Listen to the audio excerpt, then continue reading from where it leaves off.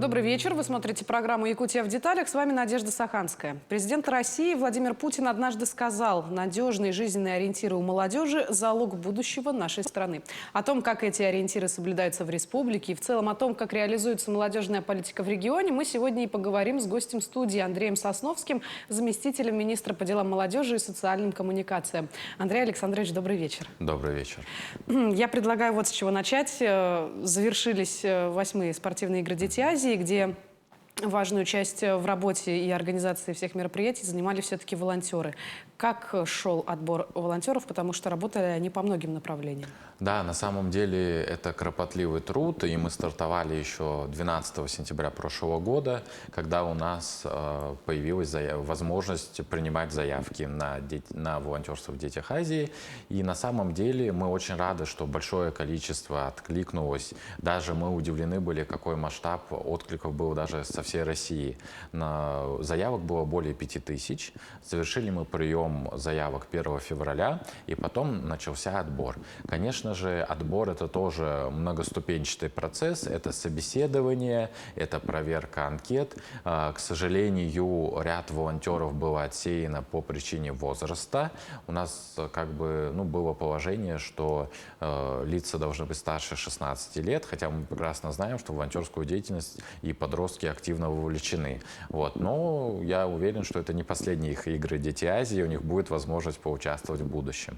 Конечно же, ряд лиц при собеседовании отсеялось из-за того изменения личных планов на лето и еще чего-то. Но в конце концов у нас получился итоговый список. Это 1900 волонтеров и резерв 700 человек, которые также были готовы принять участие в случае, если в основном списке из 1900 появились бы какие-то изменения. Волонтеры, как было заявлено с самого начала, мы всегда позиционировали, это полноценные участники игр, это полноценная команда без гостеприимства, доброжелательства и в целом отношения любви и радушия к каждому участнику. Нельзя было, наверное, прочувствовать атмосферу игр, и за это мы их не устаем благодарить. Поэтому на самом деле, когда мы принимали участие на учениях, когда мы встречали делегации волонтеров иногородних в аэропорту, я всегда радовался, что особенно, например, у иногородних, у них есть возможность посетить нашу любимую Якутию именно в такой значимый спортивный момент. То есть они увидят, можно сказать, во всей красе, не знаю, «Дети Азии», СЭХ — это, наверное, самые значимые мероприятия летние, которые у нас есть. Конечно же, я очень рад, что со многих районов Якутии волонтеры приняли участие в играх «Дети Азии», потому что эти игры инициированы нашим первым президентом, и надо всегда помнить, что это огромнейшее международное мероприятие, которое сегодня прогремело на всю Россию, и мы также гордимся этим. И, как вы уже сказали, было очень много направлений, которые волонтеры с честью, с достоинством взяли на себя. База любых волонтеров — это тимлидеры. Я просто вкратце расскажу о них. Это те, скажем так, суперорганизаторы внутри других организаторов, которые курировали двадцатки, группу по 20 человек, и они были такими связующими звеньями между руководством дирекции по всем рабочим вопросам. Они сами были первичным звеном, которые решали ряд рабочих вопросов, и команда тимлидеров из чуть более 100 их было, они просто большие молодцы. Я думаю, для них это тоже школа, для кого-то это выход из зоны комфорта, поэтому они прямо показали, что реально им все по плечу, потому что, логистика, не знаю, встречи, спортивные какие-то моменты, отвезти участника в медпункт, если потерялся, бейджик и так далее, все эти вопросы шли через них. Поэтому это уникальный опыт, не побоюсь этого слова, антикризисного управления, который им понадобился. Поэтому в данном случае мы, конечно, гордимся нашими волонтерами и уверены, что опыт этих игр будет применен также на следующих, и у нас уже есть целые волонтерские династии, которые участвуют в каждой игре «Дети Азии», они участвуют волонтерами, и это, мне кажется, прекрасно. То есть зарождается такая традиция быть волонтером, когда игры приезжают на родину, в своих родных игр «Детей Азии». Действительно. Но вот помимо всего, были волонтеры же еще и из других стран и городов России. Да, мы очень, как я уже сказал, удивились, во-первых, такому интересу, приятно удивились. У нас было представлено среди волонтеров 45 регионов России и 3 другие страны. Конечно, иностранных было в меньшинстве, но все равно, опять же, повторюсь, мы очень рады, что у них получилась возможность прикоснуться и поработать именно на играх «Дети Азии» в почетном ранге волонтера. Я сам ездил в аэропорт встречать некоторых делегаций, некоторых волонтеров, и на самом деле вообще волонтерский корпус, он довольно-таки широкий. Просто иногда думают люди, что волонтеры — это студенты-школьники. Ну, как я сразу сказал, то, что те лица моложе 16 лет, к сожалению, не прошли отбор. Вот, и были даже серебряные волонтеры. Я помню, когда мы встречали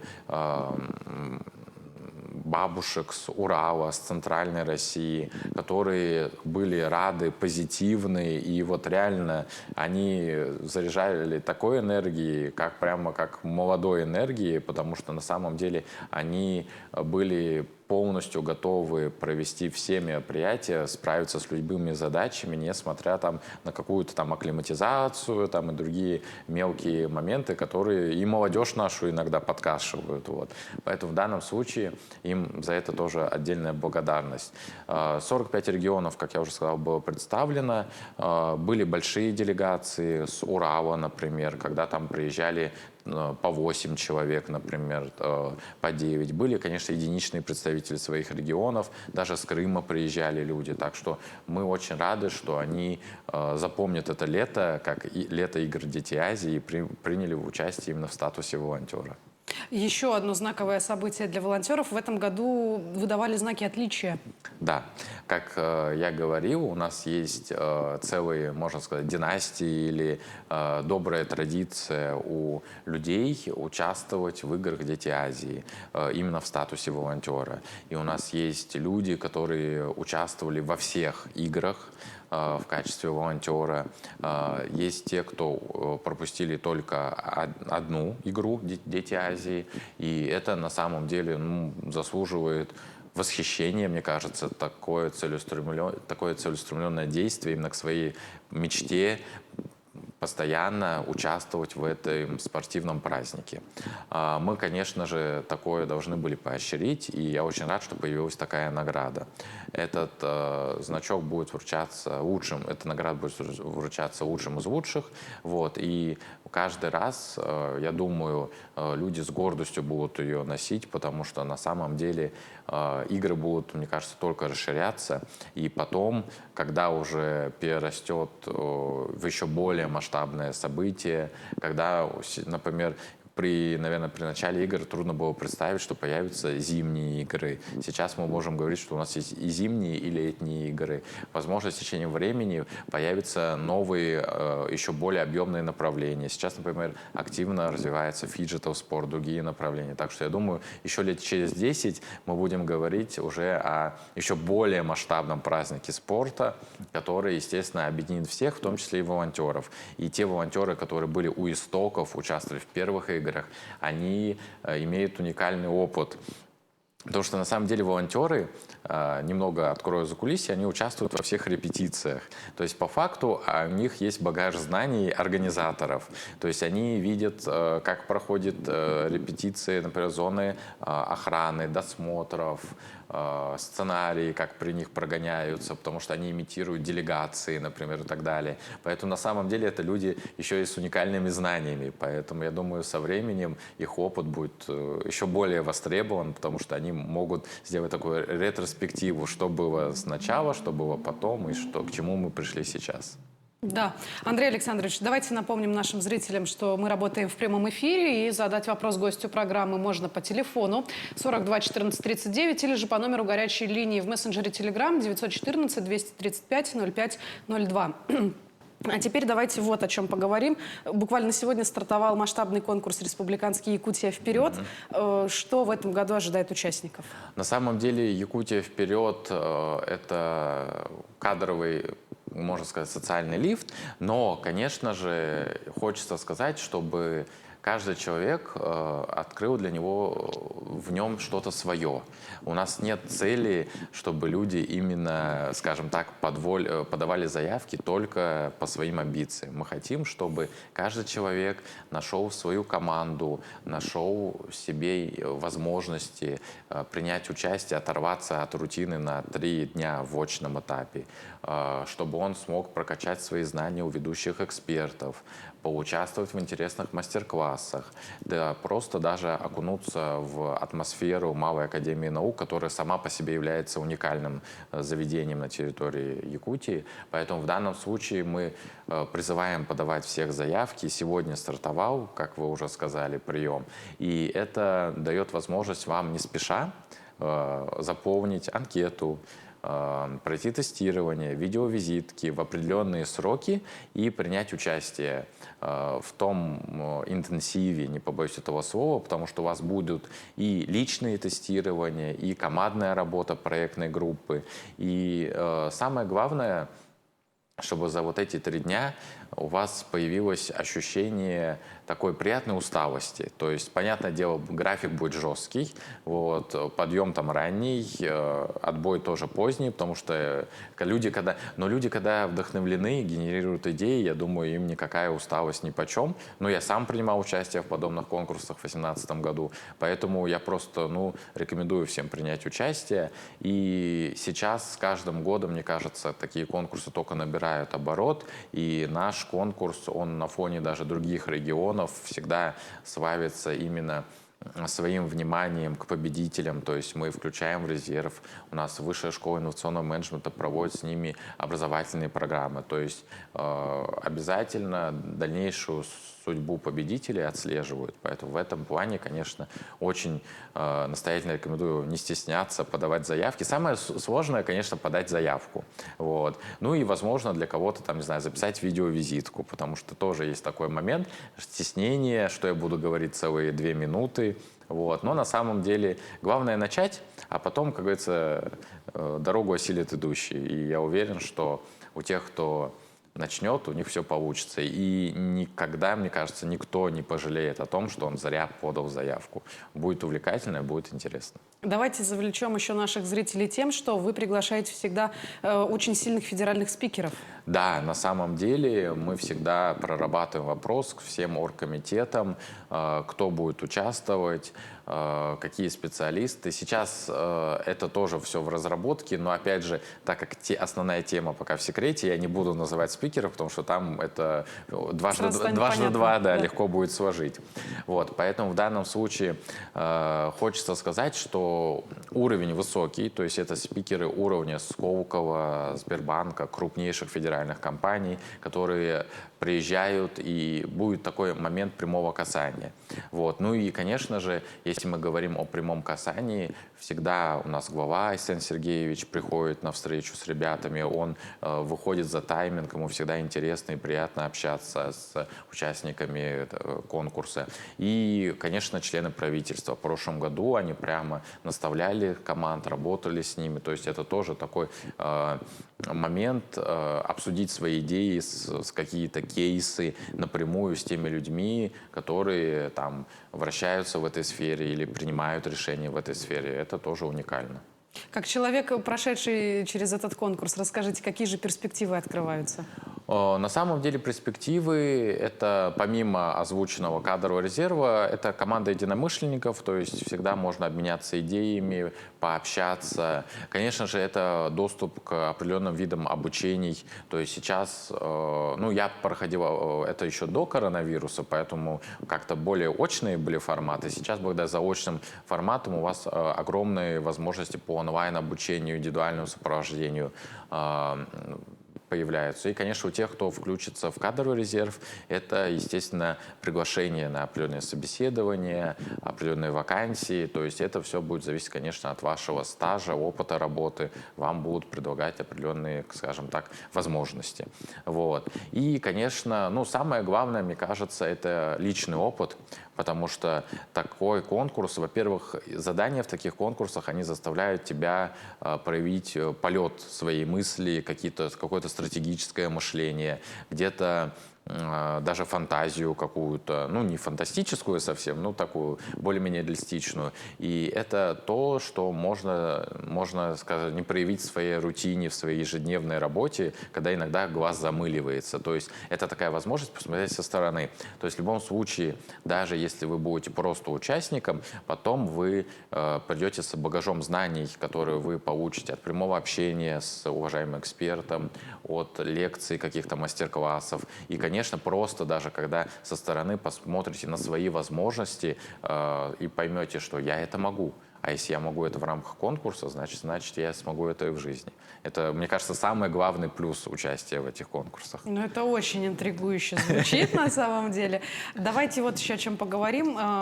Летом прошел фестиваль «Табыс».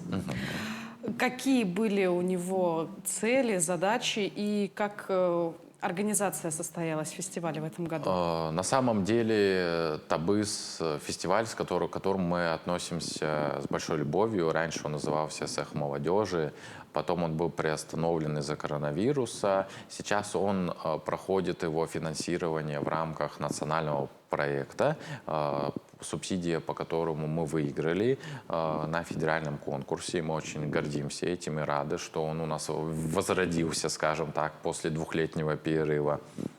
Вот. У нас была цель, самое главное, это собрать как можно людей, молодежь с Якутии, со всех уголков.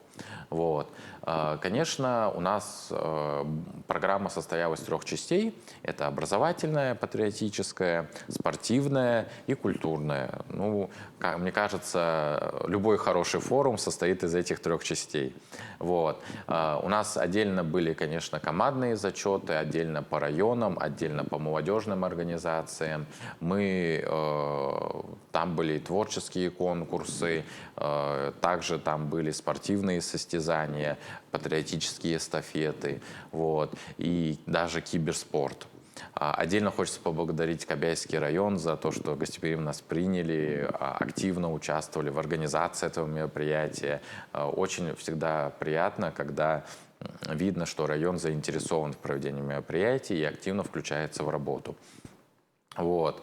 Мы рады, что получилось приехать у молодежи. Мы собрали в итоге 1000 человек. Это и молодежь с районов, и молодежные общественные организации. И, мне кажется, каждый представитель, он, скажем, запомнил это лето не только вот Детьми Азии, но и Табысом. Потому что мы, конечно, максимально пытались распараллелить это все по срокам, чтобы не было накладок. Поэтому Табыс мы провели чуть пораньше. Вот. И, конечно же, те конкурсы, опять же, это был 3 дня. То есть у нас было открытие, у нас была военизированная эстафета, у нас были зачетные соревнования для представителей районов, для представителей молодежных организаций, были конкурсы вокальные, конкурс красоты, вот, и, собственно, были даже интеллектуальные квесты, квизы на знание истории Якутии, викторины различные. То есть мы максимально пытались со всех сторон показать все то, что может дать молодежный форум. Вот. И вместе с тем это такая вот, скажем, романтика палаточного городка тоже добавила свой интерес, свою изюминку. Поэтому мы надеемся, что в следующем году мы также проведем Табыс, он также еще большими новыми гранями засияет и привлечет еще больше человек. Ну вот что мне нравится, это в последнее время начинает появляться именно региональная составляющая викторины об истории родного края, о каких-то видных деятелях. А вот в рамках всероссийского проекта «Регион для молодых» что еще реализуется, какие мероприятия есть? Вообще, вот эта субсидия «Регион для молодых» в конкурсе, на котором мы участвовали, она состоит как бы из обязательных требований, которые, скажем, можно условно поделить на инфраструктурные и образовательные. Мы активно реализуем образовательные компоненты посредством, в том числе, форумов, обучений. Сейчас вот в рамках Табыса, то, что я вам сказал, у нас будет, например, в августе также проект «Сана взгляд». Это образовательная часть для тех, кто обучается на БПЛА, на операторов БПЛА. Также у нас будут образовательные форумы в рамках наших итоговых мероприятий в декабре и в ноябре. Вот. И, конечно же, у нас, например, будет мероприятие в августе «Тропой предков». Это тоже образовательное с целью именно больше узнать о своем наследии, своей культуре, своей истории. Вот. Именно вот с такими мероприятиями они, может быть, не самые масштабные, то есть у нас есть общереспубликанские мероприятия, такие как форум Табыс, там слет юнармии, вот. Но зато они дают возможность именно прикоснуться к своей истории, лучше ее изучить, понять, и это очень важно, мне кажется, для молодежи. И, конечно же, есть инфраструктурная часть. Потому что, ну, чтобы, наверное, не секрет, чтобы сделать красивое, хорошее мероприятие, нужна соответствующая техника, нужны соответствующие помещения красивые, без этого никуда.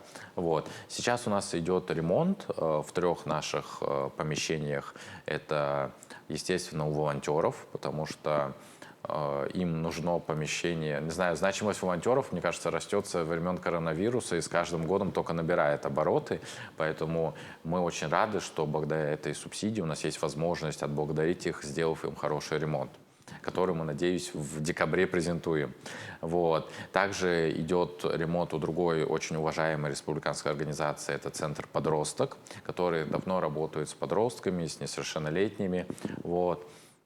У них помещение, вернее, в центре, но тоже в таком довольно-таки старом здании, поэтому там нуждалось оно в ремонте. И, конечно же, в нашем подведомственном учреждении это Центр психологической поддержки семей и молодежи, который у нас находится на Курашова. Там также идет ремонт, потому что, ну, здание там есть, но здание государственное, а мы прекрасно понимаем, чтобы реализовывать новые подходы, какие-то коммуникации, надо сделать и соответствующую атмосферу, то есть сделать максимально доброжелательно, чтобы люди, скажем так, сидя даже на психологических консультациях каких-то, сидели не в жестких офисных креслах, а, например, на удобных пуфиках и диванчиках, чтобы им было комфортнее рассказать о тех или иных волнующих их вопросах.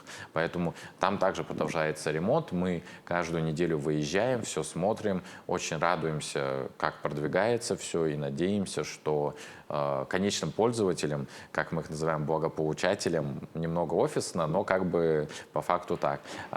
Тоже все понравится. Самое главное, конечно, чтобы каждые вот эти вот 3 точки, они стали точками притяжения, чтобы волонтерам, чтобы это сообщество развивалось. Если вот мы вернемся к цифрам, то в 2018 году у нас насчитывалось около 10 тысяч участников волонтерского движения. Я не буду говорить, что они прямо все постоянно были волонтерами, но периодически вовлеченных в волонтерскую деятельность. Сейчас мы можем смело говорить, что их уже более 30 тысяч. И, конечно же, им нужен красивый какой-то дом, чтобы собираться там, участвовать, опять же, шить маскировочные сетки для наших участников СВО и продолжать творить безвозмездно свое благое дело. Ну и не секрет, что благоприятная обстановка, она вроде как и способствует какой-то продуктивности. Да, и в целом, мне кажется, есть очень много психологических исследований, не буду, конечно, в них вдаваться и лезть, скажем так, не в свою территорию, но даже приятный цвет, он меньше утомляет, когда ты работаешь в помещении, которое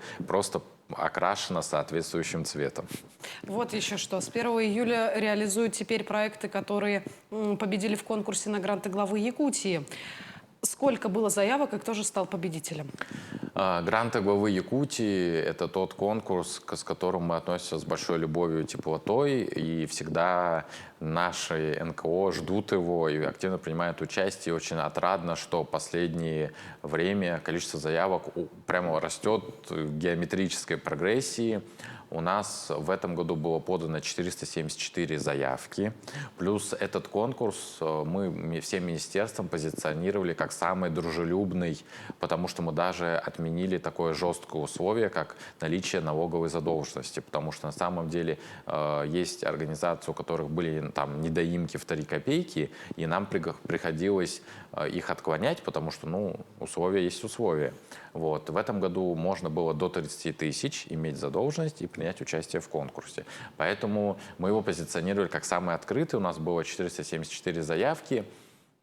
У нас было 74 победителя. Это просто лучшие из лучших, потому что конкурс был реально жесткий. Из-за того, что в прошлом году отклонялись большинство из-за налоговых задолженностей, более 100 организаций, в этом году отклонились единицы просто из-за того, что они были не коммерческими организациями, а другой организационно-правовой формой. Там ГБУ, садики, там еще кто-то. Вот. И в данном случае конкуренция была довольно-таки жесткая, особенно там по направлению образования, культура, где вообще у нас очень творческая республика, поэтому всегда очень много культурных проектов подается, и это очень радует. Вот. И победители уже приступили к реализации. Мы как бы провели для них первый установочный семинар, где сказали о базовых вещах, которые помогут им безболезненно реализовать проект. И, конечно же, дали контакты, что если что, кураторы министерства, наши общереспубликанские ресурсные центры всегда готовы помочь, проконсультировать, там, не знаю. Всегда лучше сообщить заранее о своих проблемах, чем потом, как говорится, думать о последствиях. Вот. И была также встреча с Айсен Сергеевичем, где все победители по 16 направлениям грантов главы. Там есть, там, не знаю, такие проекты, которые связаны с дополнительным образованием для детей участников СВО. Есть проекты, которые связаны с поддержкой людей, попавших в трудную жизненную ситуацию. Есть проекты, которые направлены на создание там анимационного контента на родном языке для подрастающего поколения. То есть все эти проекты очень социально значимые. Вот. Победил, например, среди волонтеров прекрасный проект, который как раз направлен на плетение маскировочных сетей, создание таких вот оберегов, ресурсов для наших бойцов в зоне СВО. То есть, просто, не знаю, из 74 очень трудно выделить более или менее социально значимые. Я могу очень долго их перечислять. Вот. Но мы ко всем относимся с любовью, и мы понимаем, что на самом деле это тяжелая ноша, которую общественники берут на себя. Я всегда говорю, с одной стороны, вот вы стали победителем, это праздник, естественно. Но после праздника вы должны осознать ответственность, потому что вы взяли ответственность, во-первых, за деньги, потому что это бюджетные деньги, а с другой стороны вы взяли ответственность за благополучателей. То есть теперь вы должны как бы довести эти деньги в виде мастер-классов, в виде какого-то там контента или, например, каких-то там физических вещей до своих благополучателей. Тогда можно сказать, что проект реализован успешно.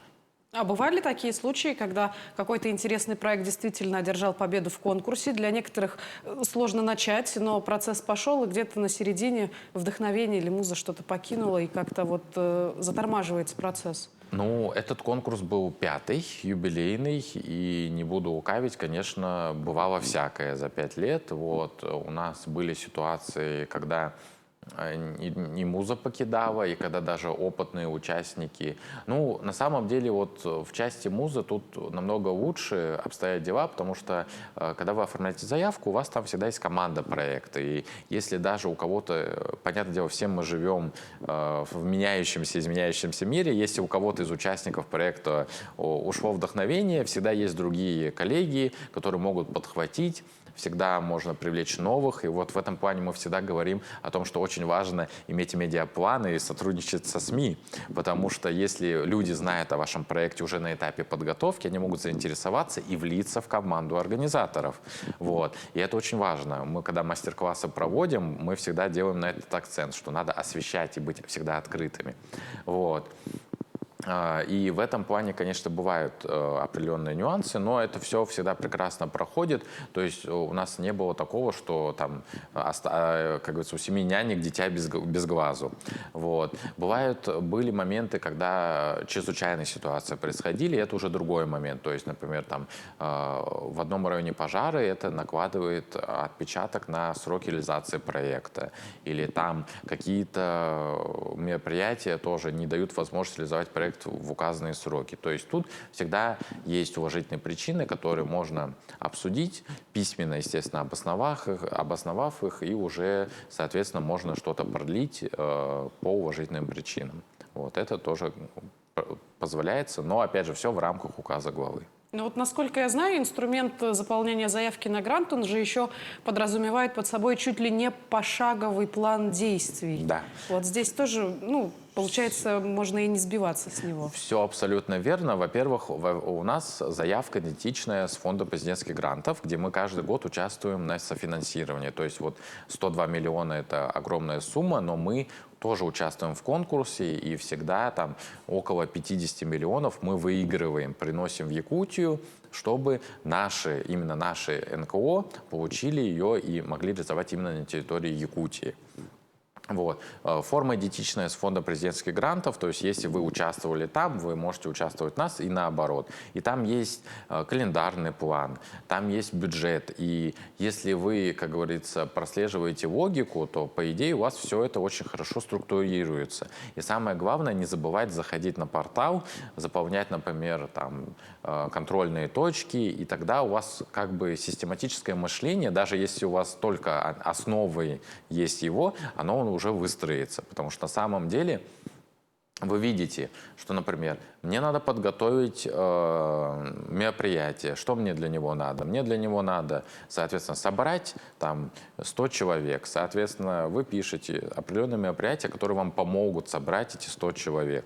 Там привести какого-то лектора или, например, провести мастер-класс. Для мастер-класса там по шитью нужны, соответственно, нитки, иголки, там, ткани и так далее. И вот уже у вас, соответственно, эта строка появляется в бюджете, что вам надо закупить это, и это надо появляется в календарном плане, что вам, соответственно, надо это все заранее организовать. И это, на самом деле, очень хорошо систематизирует, поэтому мы всегда говорим, заранее заполняйте заявки, но тут у меня боль отдельная, потому что если в прошлом году у нас 50% заявок было подано в последние 24 часа конкурса, в этом году у нас было 65% заявок подано в последние, то есть почти 200 заявок было подано в последние 24 часа под работы портала и приема заявок.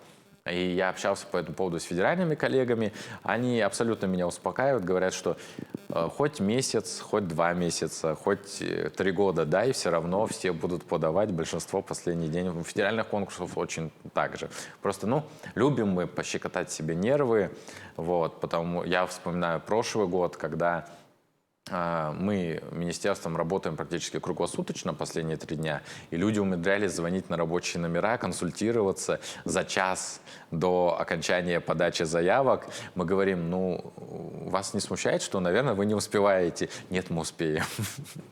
Ну, уверенность в себе, она тоже Уверенность – это влияет. большой бонус, да, безусловно. Андрей Александрович, завершая нашу с вами беседу, вот напомним нашим зрителям, что стартовал конкурс «Якутия вперед». Каким образом можно подать заявку, стать участником и все прочее? Ну, «Якутия вперед», как сегодня была прекрасная видеопрезентация, вы можете просто в любом поисковике забить, выйдет сайт «Якутия вперед РФ», там будет кнопка прямо на главной «Подать заявку». Если у вас, как говорится, все хорошо с госуслугами, то потом у вас будет верификация через госуслуги, там у вас будет подтверждение пароля через телефон, двойная верификации, и вы уже приступите к заполнению анкеты. Заполните анкету, и там поэтапно будете проходить задания.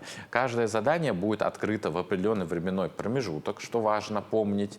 Можно себе напоминание на телефон, например, поставить. И после успешного выполненного оно будет загораться зеленым. То есть, если вы его прошли неуспешно, соответственно, красным. Если у вас возникают какие-то вопросы, там есть телефоны техподдержки, если у вас проблемы с технической части. Если именно больше по наполнению или по ответу на вопросы, там есть телефоны Высшей школы инвестиционного менеджмента, Министерства по делам молодежи, вот, и, соответственно, по ним можно также позвонить. Но перед этим можно ознакомиться с наиболее часто задаваемыми вопросами, потому что там довольно-таки подробно все описано. Ну что ж, я думаю, у тех, кто будет заполнять конкурсные заявки, не будет никаких проблем или сложностей. Андрей Александрович, спасибо, что нашли для нас время и поделились такой интересной информацией. Вам спасибо.